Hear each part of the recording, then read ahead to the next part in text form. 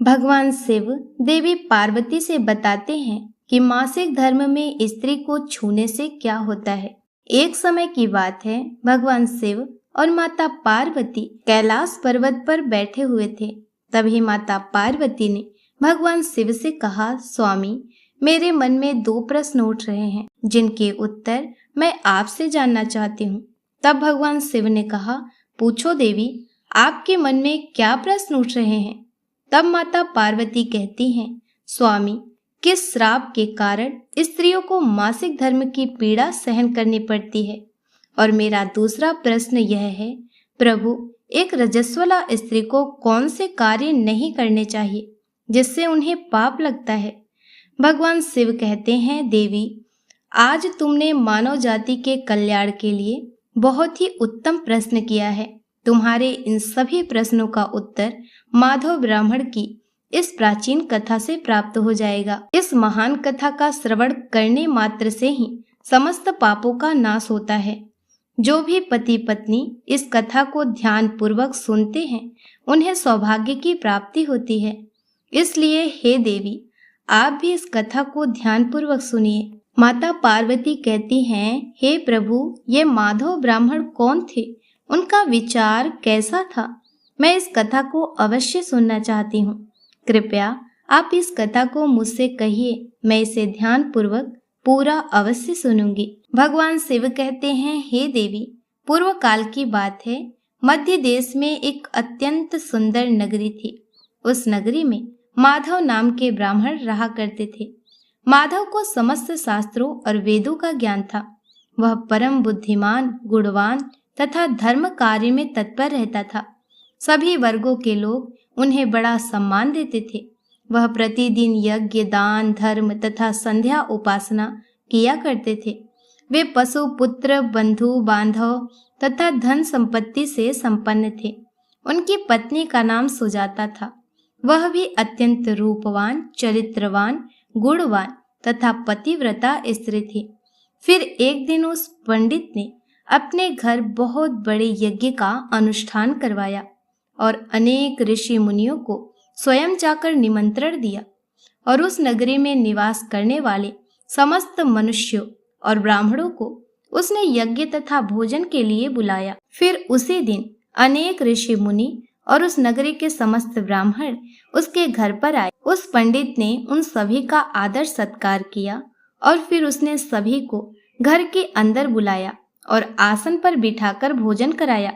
ऋषि मुनियों और ब्राह्मणों को भोजन कराने के बाद उसने भगवान शिव का स्मरण करते हुए सभी को कपड़ों आदि का दान करके विदा किया। वे सभी माधव पंडित को आशीर्वाद देकर वहां से चले गए। उसके बाद उसने अपने परिवार के बंधु बांधव तथा अनेक गरीब और भूखे लोगों को भोजन कराया। इस प्रकार से सभी को भोजन कराने के बाद और अनुष्ठान से निवृत्त होकर जब वह पंडित अपने घर के द्वार के सामने खड़ा था, तो उसने देखा कि उसके घर के सामने एक बकरी और साढ़ बातें कर रहे थे। उस पंडित ने उसे बकरी और साढ़ की पूरी बात सुनी तो उसे बड़ा आश्चर्य हुआ। वह बकरी और साढ़ उसके माता पिता ही थे, जो पिछले जन्म के पाप के कारण इस जन्म में बकरी और साढ़ बन गए थे। तब वह पंडित मन ही मन सोचने लगा, यह दोनों तो साक्षात मेरे माता पिता ही हैं, जो मेरे घर पर पशु बनकर आए हैं। किस कारण से इन दोनों को पशुओं का शरीर प्राप्त हुआ है? अब इनके उद्धार के लिए मैं क्या करूं? इस प्रकार मन में विचार करते हुए उस पंडित को रात भर नींद नहीं आई और वह रात भर भगवान शिव का स्मरण करते हुए सोच विचार करने लगा। उसने सोचा, मेरे माता पिता की मुक्ति का उपाय केवल ऋषि श्रृंगी ही बता सकते हैं। फिर सुबह होते ही माधव पंडित स्नान आदि कर्म से निवृत्त होकर ऋषि श्रृंगी के आश्रम पर पहुंच गया। आश्रम पर पहुंचते ही ऋषि श्रृंगी ने माधव पंडित का स्वागत किया और कहने लगे, हे पंडित जी, आज किस कारण से आपका हमारे आश्रम में आगमन हुआ है? आपके मुखमंडल पर यह कैसी उदासी छाई हुई है? बताओ, आपके दुख का क्या कारण है? फिर माधव पंडित कहता है, हे गुरुदेव, आपके श्री चरणों में सादर प्रणाम। आपके दर्शन से आज मेरा जन्म सफल हो गया है।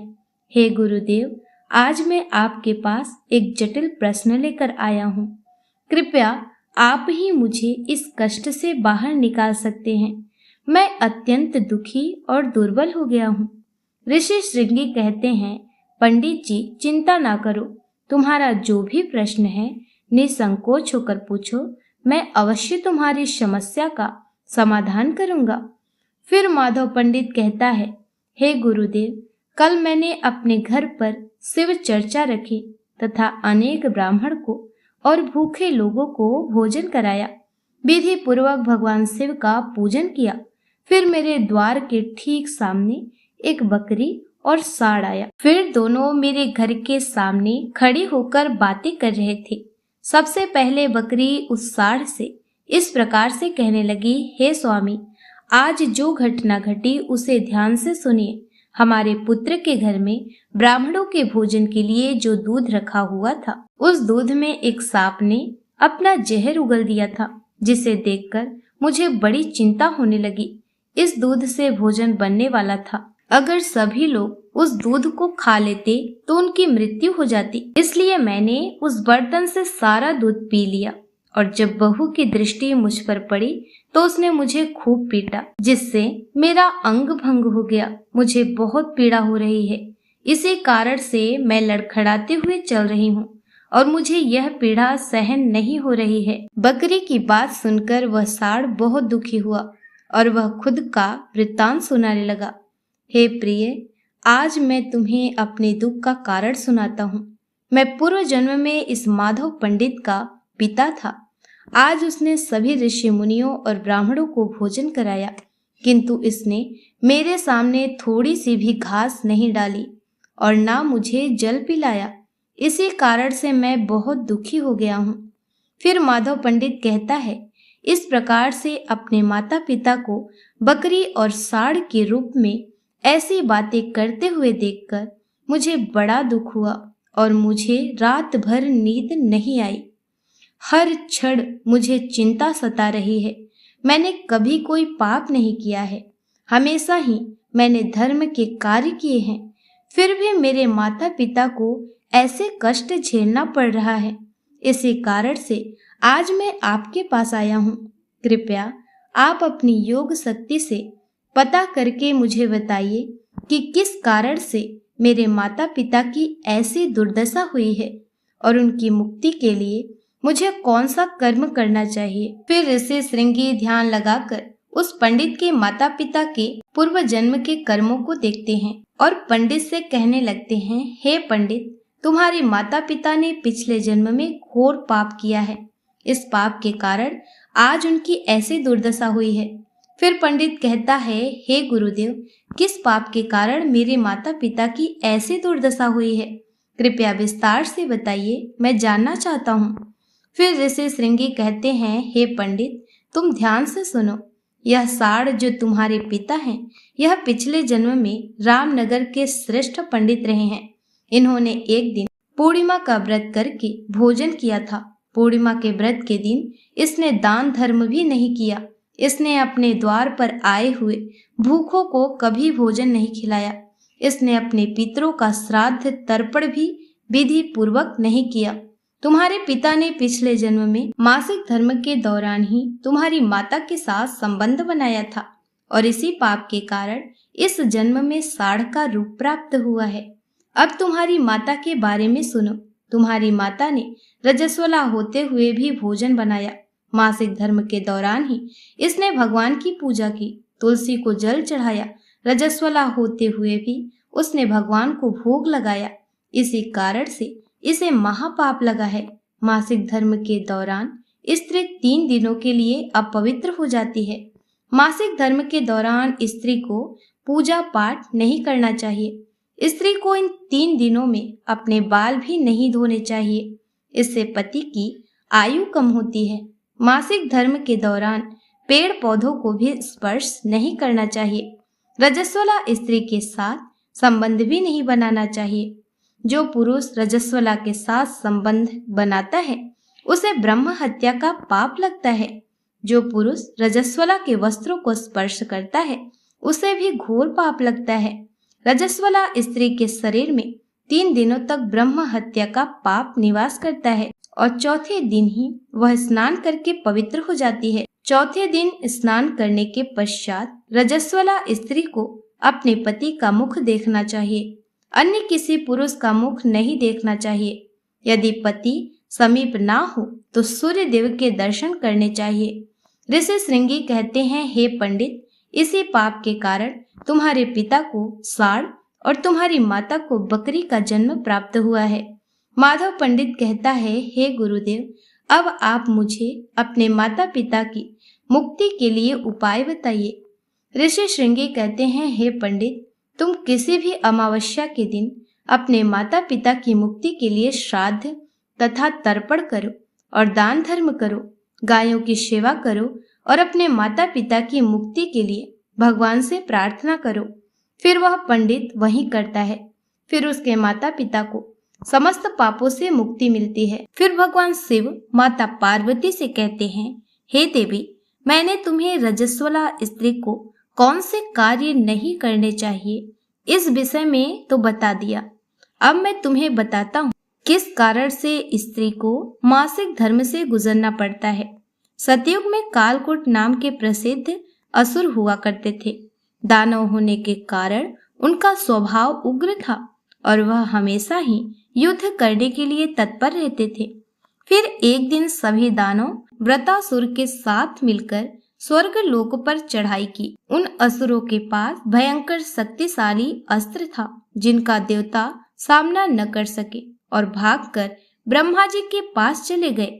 फिर ब्रह्मा जी ने उन असुरों को परास्त करने का उपाय बताते हुए कहा, हे देवराज इंद्र, तुम इसी क्षण महर्षि दधीचि के पास जाओ।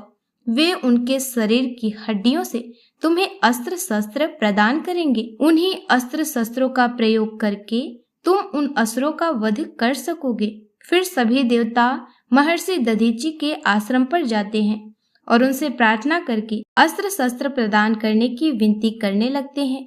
फिर संसार के कल्याण के लिए महर्षि दधीचि अपने शरीर की हड्डियों से अस्त्र शस्त्रों का निर्माण करते हैं और उन्हीं अस्त्रों में एक वज्र नाम का अस्त्र होता है जिन्हें देवराज इंद्र धारण कर लेते हैं।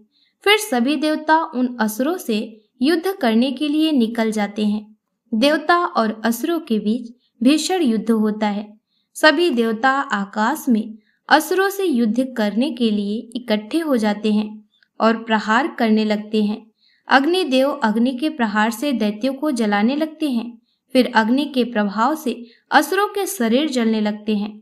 फिर वरुण देव जल की वर्षा से असुरों को डुबो देते हैं, जिससे असुर त्राही त्राही करने लगते हैं। अनेक दिनों तक इस प्रकार लगते हैं। अनेक दिनों तक इस प्रकार से देवताओं और असुरों में भीषण युद्ध चलने लगता है। फिर देवराज इंद्र और वृत्तासुर आमने सामने आ जाते हैं और दोनों के बीच भीषण युद्ध होने लगता है। और फिर देवराज इंद्र अपने वज्र का प्रहार करके वृत्तासुर को मार डालते हैं। वृत्तासुर की मृत्यु होते ही उसके शरीर से ब्रह्म हत्या बाहर निकलती है और देवराज इंद्र का पीछा करने लगती है। फिर वह ब्रह्म हत्या इंद्र के शरीर में प्रवेश कर जाती है, जिससे इंद्र को ब्रह्म हत्या का पाप लगता है। फिर देवराज इंद्र ब्रह्मा जी के पास जाते हैं और उनसे ब्रह्म हत्या से छुटकारा पाने के लिए कहते हैं। फिर ब्रह्मा जी उस ब्रह्म हत्या को देवराज इंद्र के शरीर से बाहर निकलने की आज्ञा देते हैं और वह ब्रह्म हत्या इंद्र के शरीर से बाहर निकलकर ब्रह्मा जी से कहने लगती है, हे परम पिता, अभी तक मैं वृत्तासुर के शरीर में निवास कर रही थी, क्योंकि उसने अनेक ब्रह्म हत्याएं की थी। जब इंद्र ने उनकी हत्या कर दी तो मैं इंद्र के शरीर में निवास करने लगी।